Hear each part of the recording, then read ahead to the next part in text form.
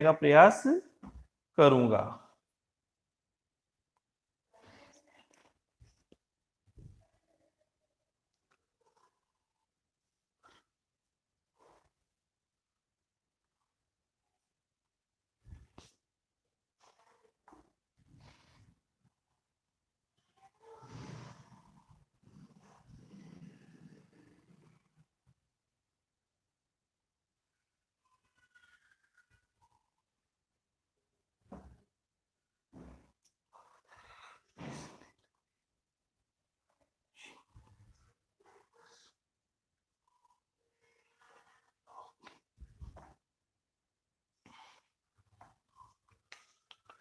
Sorry, थोड़ा camera angle में problem आ गई थी, तो वापस दुरुस्त करते हुए शुरू करते हैं आज का ये वीडियो।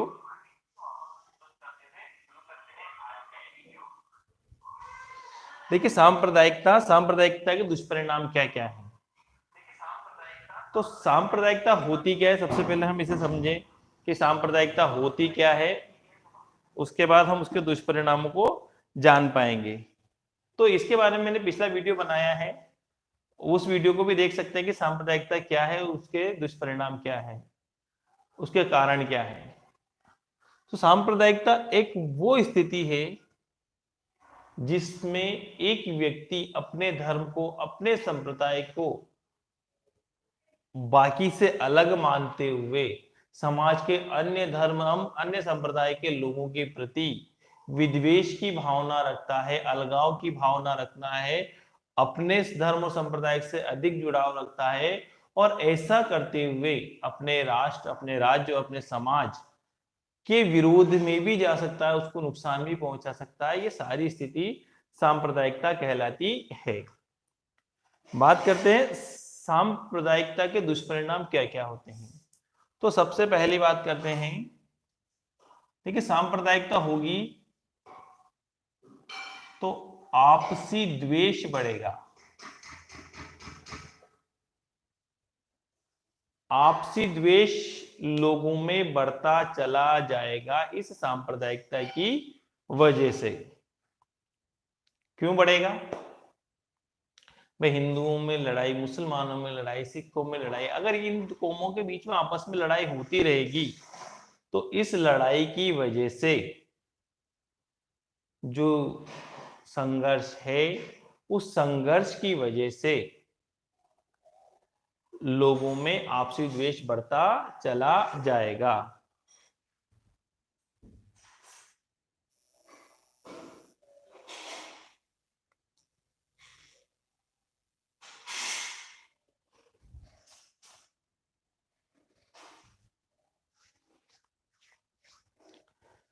तो ये जो लड़ाई होगी, ये संघर्ष होगी, हमारे सद्भाव को, हमारी सद्भावना को खत्म करेंगे।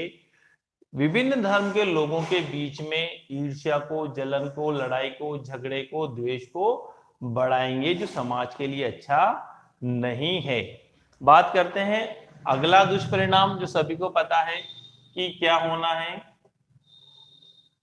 आर्थिक हानि।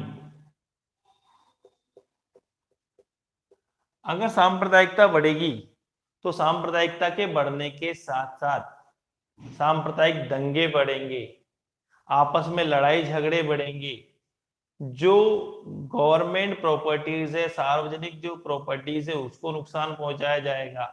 रेलवे ट्रैक उखाड़ना, बसों में आग लगाना, सार्वजनिक उपक्रमों को नुकसान पहुंचाना, ऐसा सब होने से जो आर्थिक नुकसान है डायरेक्ट रूप से, वो बहुत ज्यादा होता है। इनडायरेक्ट रूप में व्यापार चौपट होता है, जो बाहरी पैसा है, जो बाहरी बिजनेसमैन है, वहां पर व्यापार नहीं करना चाहते हैं, तो इससे बड़ा आर्थिक नुकसान होता है। तीसरा जो है वो है प्राण हानि।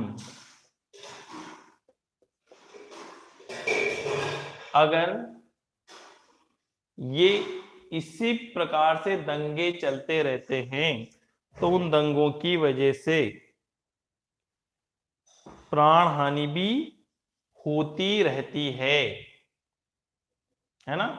लोग मरते हैं दंगों में बड़ी संख्या में, और भारत तो इसके बारे में बहुत ज्यादा प्रभावित रहा है, क्योंकि हमें हमारे देश के ही दो हिस्से ही सांप्रदायिकता की वजह से करने पड़े। पाकिस्तान का निर्माण सांप्रदायिक डिमांड था कि मुसलमानों के लिए अलग देश हो, और इसी डिमांड की वजह से भारत के दो टुकड़े हुए, है ना। तो ये जो प्राण हानि है, और उस दो टुकड़े के दौरान क्या हुआ, वहां से ट्रेनें लाशों की भरी हुई आती, यहां से ट्रेनें लाशों की भरी हुई आती, और ये सिलसिला आजादी के बाद भी नहीं थमा। उसके बाद भी भारत में बड़े संख्या में सांप्रदायिक दंगे हुए, और इन दंगों में लाखों की संख्या में बेगुनाह लोग मारे जा चुके हैं। इस वजह से ये जो सांप्रदायिक दंगे हैं, ये प्राण हानि को आगे बढ़ाते हैं। बात करते हैं अगला जो दुष्परिणाम है, वो है राजनीतिक अस्थिरता।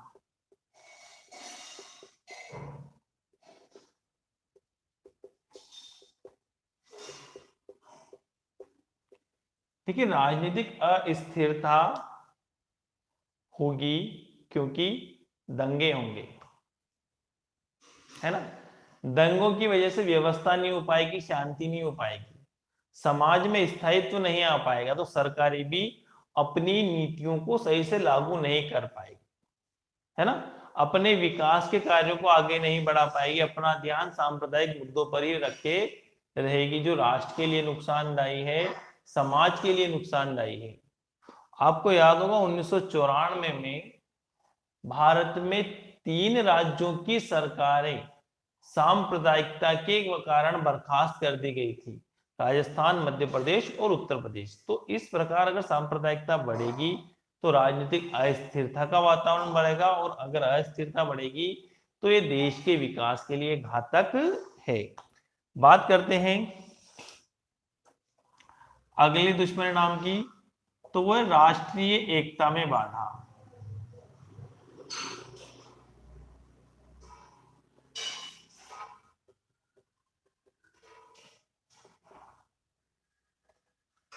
देखो, अगर देश के नागरिक हिंदू, मुस्लिम, सिख, ईसाई, पारसी, जैन, बौद्ध इनमें बट जाएंगे, अपने आप को भारतीय नहीं मानेंगे, बल्कि अपने आप को एक धर्म के व्यक्ति के रूप में ही सीमित कर लेंगे, तो ऐसे लोग राष्ट्रीय एकता को आगे नहीं बढ़ा सकते। क्योंकि राष्ट्रीय एकता के लिए तो चाहिए सभी धर्म के, सभी जातियों के लोग मिलकर के एक साथ काम करें, एक साथ देश को आगे बढ़ाएं। लेकिन जब लोग अपने आप को हिंदू, मुस्लिम, सिख, ईसाई में बांट लेंगे, ऐसा संभव नहीं हो पाएगा, है ना।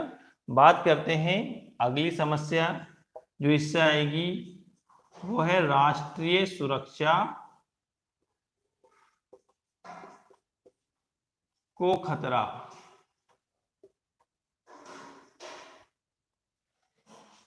राष्ट्रीय सुरक्षा को खतरा, है ना।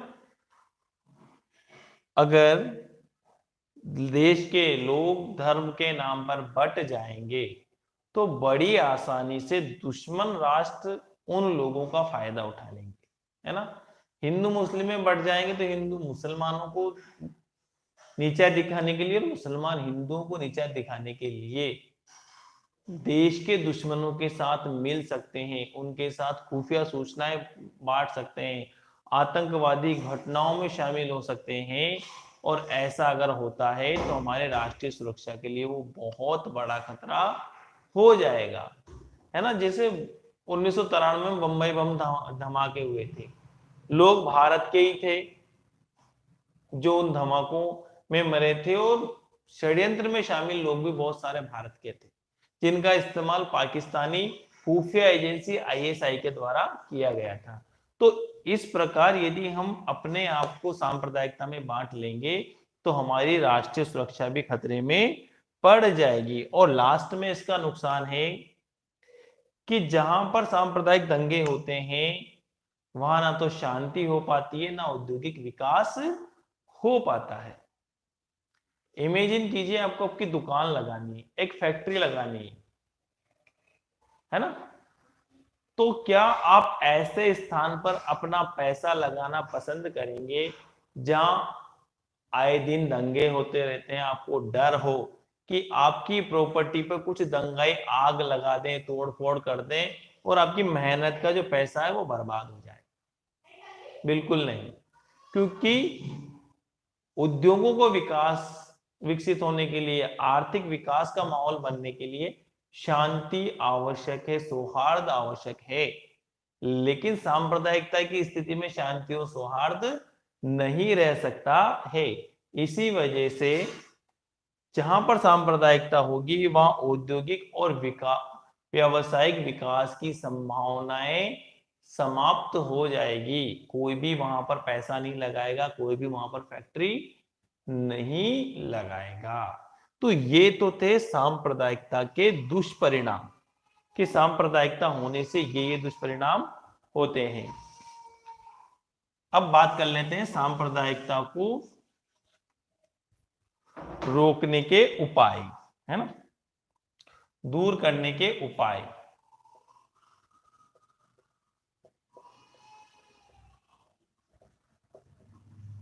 देखो, सांप्रदायिकता की समस्या आ गई, उसके दुष्परिणाम हमने देख लिए कि सांप्रदायिकता क्यों होती है, उसके दुष्परिणाम क्या क्या हो सकते हैं। जब दुष्परिणाम हमें पता चल गया है तो हमारी जिम्मेदारी है कैसे इस सांप्रदायिकता की समस्या को दूर किया जाए, कैसे इसे दूर किया जा सकता है।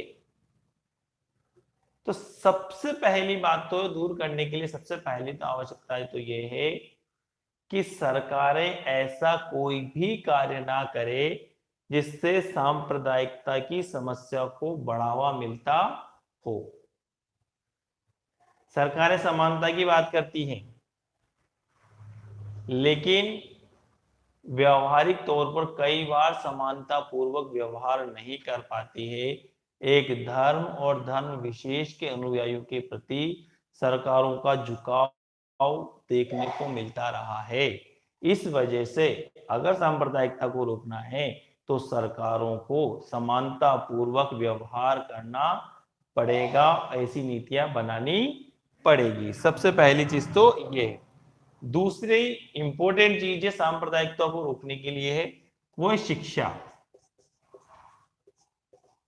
देखिए, शिक्षा व्यक्ति की सोच को ब्रॉड करती है, उसके संकीर्ण दायरे को हटाती है, और शिक्षित व्यक्ति जो होगा सभी प्रकार की चीजों पर विचार करेगा, विचार करने के बाद निर्णय लेगा। उससे आसानी से कोई भी बरगला नहीं सकता है, उसकी सोच संकीर्ण नहीं होगी, है ना। वो दूसरे धर्म का भी सम्मान करेगा, शिक्षा के माध्यम से दूसरे धर्म की अच्छी बातों को भी ग्रहण करेगा, उसका भी सम्मान करना सीखेगा। इससे सांप्रदायिकता की समस्या धीरे धीरे कम की जा सकती है। अगली इंपॉर्टेंट चीज ये है कि धर्म के नाम पर रियायत, है ना, धर्म के नाम पर रियायत ना हो, है ना। कई बार सरकारें अपने वोट बैंक के लिए एक धर्म विशेष के लोगों को विशेष रियायतें दे देती है।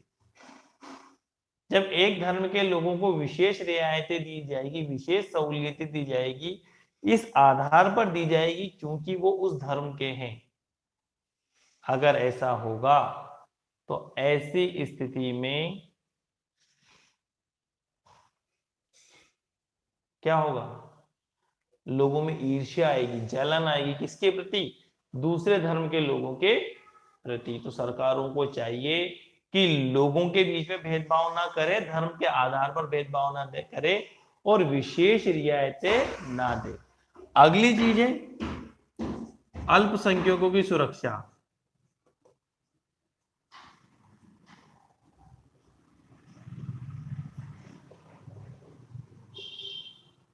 देखो, अल्पसंख्यकों की सुरक्षा बहुत आवश्यक है।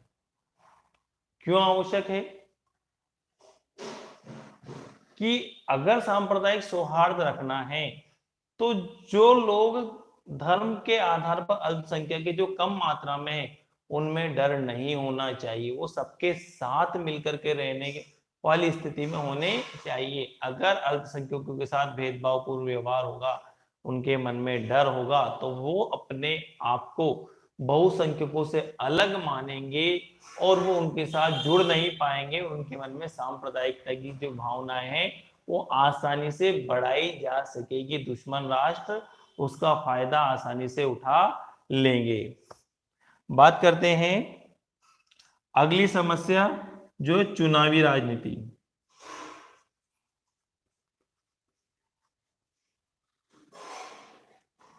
देखो, चुनावी राजनीति पर रोक लगे। जिस प्रकार जातीय अपना आप में एक बहुत बड़ा वोट बैंक है, उसी प्रकार धर्म भी भारत में एक बहुत बड़ा वोट बैंक है। राजनीतिक दल कई बार सस्ती लोकप्रियता हासिल करने के लिए, बहुत बड़े वोट बैंक को हासिल करने के लिए धर्म का प्रयोग राजनीति में करते हैं, चुनाव प्रचार में करते हैं। तो ऐसा नहीं होना चाहिए, क्योंकि अगर एक धर्म को प्रलोभन दिया जाएगा, उसका तुष्टीकरण किया जाएगा, दूसरे धर्म में विद्वेष फैलाया जाएगा, तो ऐसी स्थिति में देश में सांप्रदायिकता बढ़ेगी। तो हमें कठोरता से चुनाव में, चुनावी राजनीति में धर्म के प्रयोग पर बिल्कुल प्रतिबंध लगा देना चाहिए, यदि हम सांप्रदायिकता की समस्या का समाधान करना चाहते हैं। देखो, अगली जो बात है, भारत में सांप्रदायिकता की समस्या की शुरुआत क्या से हुई? मुस्लिम लीग के गठन से, मेनली मुख्य तौर पर वहां से बढ़ना शुरू हुआ। और मुस्लिम लीग ने क्या डिमांड की थी? सांप्रदायिक निर्वाचन की, है ना। तो जो भी ऐसी मांगे आए जो सांप्रदायिकता के आधार पर विशेष रियायतों की मांग करती हो, सांप्रदायिकता के आधार पर प्रतिनिधित्व देने की मांग करती हो, उन सबको कठोरता पूर्वक मना कर दिया जाना चाहिए, इनकार कर दिया जाना चाहिए। उनके सामने झुकने की कोई आवश्यकता नहीं है। अगर ऐसे सांप्रदायिक मांगों के आगे झुका जाएगा तो ये तय है कि ऐसी और मांगे आएगी और ऐसी और मांगे आएगी, तो वही हाल होगा जो 1947 में भारत के विभाजन के रूप में देखने को मिला था। इस वजह से ऐसी मांगों के आगे बिल्कुल भी नहीं झुकना चाहिए। अगली इंपॉर्टेंट चीज आ जाती है कि सांप्रदायिक सद्भाव को बढ़ाया जाए। और सांप्रदायिक सद्भाव को बढ़ाने के लिए हमें मीडिया का प्रयोग किया जाना चाहिए, साहित्यिक साधनों का प्रयोग किया जाना चाहिए, अखबारों का प्रयोग किया जाना चाहिए, हमारी पाठ्य पुस्तकों का प्रयोग किया जाना चाहिए, और ऐसे कार्यक्रम करवाए जाने चाहिए जिससे दूसरे धर्म के बारे में लोगों की जानकारी बढ़े, उसके प्रति सम्मान बढ़े, सद्भाव बढ़े, ताकि इस सांप्रदायिकता की समस्या को रोका जा सके। धर्म के नाम पर पॉलिटिकल पार्टीज का गठन नहीं होना चाहिए, सबसे इंपॉर्टेंट चीज ये है ना, क्योंकि मुस्लिम लीग का गठन धर्म के नाम पर हुआ था और उसी ने देश का विभाजन करवाया। तो अब हमें ध्यान रखना चाहिए कि धर्म के आधार पर किसी भी पॉलिटिकल पार्टी का गठन ना हो। एक बात तो ये है। दूसरी बात ये है कि अगर ऐसा गठन होता है तो उसका विरोध किया जाए, कानूनन उस पर रोक लगाई जाए। धार्मिक संगठनों के, हिंदू, मुस्लिम, सिख, ईसाई, किसी भी धर्म का कोई भी संगठन राजनीति में भागीदारी नहीं कर सके, ऐसी भी व्यवस्था की जानी चाहिए। तभी जाकर के भारत में सांप्रदायिकता की समस्या को रोका जा सकता है। अगर प्रश्न आ जाता है कि सांप्रदायिकता की समस्या को रोकने के उपाय बताइए, अगर आपको आंसर सिर्फ ये पता है कि सांप्रदायिकता के कारण क्या है, तब भी आप लिख सकते नहीं, क्योंकि अगर उन कारणों को रोक देंगे तो ऑटोमेटिक सांप्रदायिकता रुक जाएगी, है ना। तो हम इस प्रकार भी आंसर लिख सकते हैं। अब इंपॉर्टेंट चीज आता है सच्चर कमेटी, काफी फेमस रही है सच्चर कमेटी।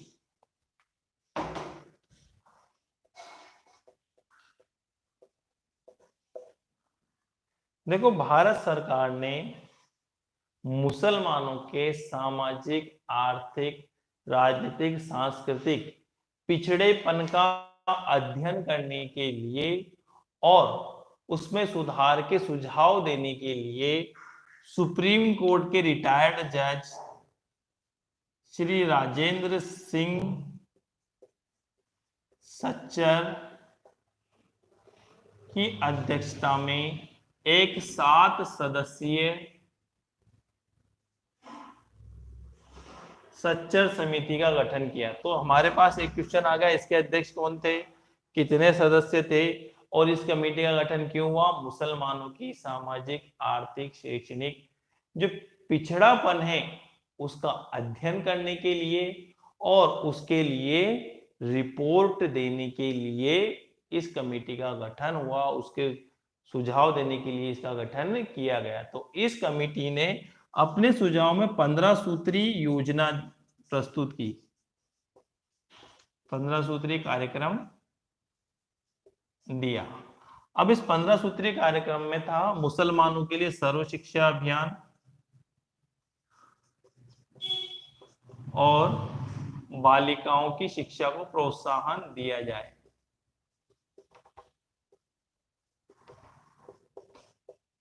लेकिन सबसे ज्यादा जो विवादास्पद इसका था, इसने मुसलमानों को 4.5% आरक्षण देने की बात कही। और ये जो मामला था विवादास्पद हो गया, ये मामला सुप्रीम कोर्ट में गया। सुप्रीम कोर्ट ने इस प्रकार के आरक्षण देने की मांग को खारिज कर दिया, ये कहते हुए कि धर्म के आधार पर किसी भी प्रकार का आरक्षण नहीं दिया जा सकता है। तो ये था सच्चर कमेटी का प्रतिवेदन, और इसी के साथ हमारा जो चैप्टर है वो कंप्लीट हो चुका है।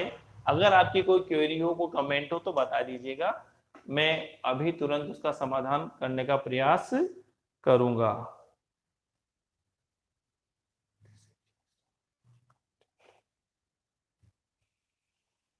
Okay, thank you.